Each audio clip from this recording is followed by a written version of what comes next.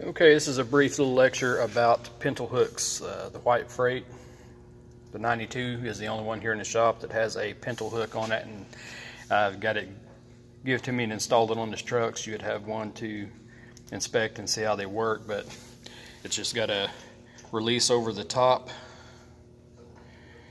when you go to unhook the trailer. Bottom part's just kind of a J. The trailer or drawbar or whatever you'd be hooking to this would have a ring, a steel ring on it. So it goes through this release mechanism.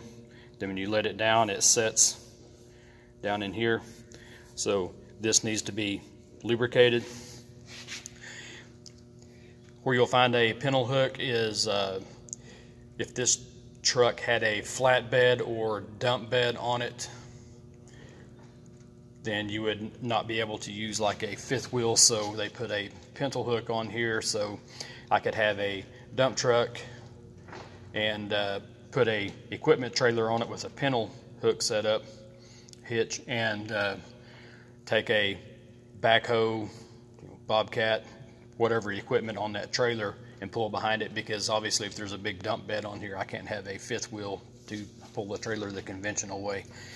When you get into doubles and triples, they'll have drawbars or dolly assemblies, and then they'll have a Pintle on the back of one trailer for the next trailer to hook to. So that's how those are hooked together, because you can't put a fifth wheel on the back of a trailer to hook another trailer onto. Instead, you have to use either a drawbar setup for just a single trailer, or if it's doubles and triples, then you'd have to have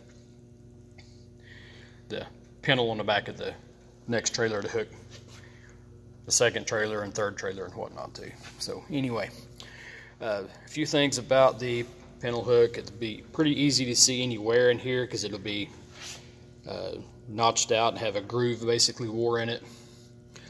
But you're going to find in the chapter it talks about a snubber.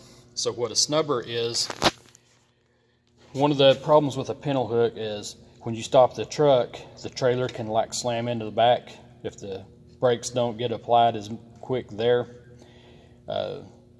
So since there's got to be some play in a Pintle hitch,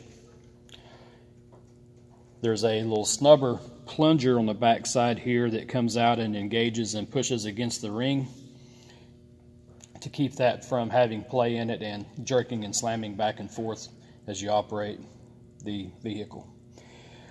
So a lot of times that's tied into the brakes, so that when you apply the service brake, there'll be a line come off of the service brakes, and there's another little brake chamber here.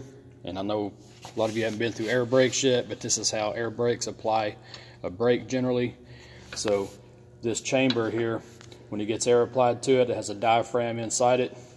It pushes out on a little plunger, comes out against that ring, and keeps the trailer from coming forward and slamming into the truck. So that's what a snubber is.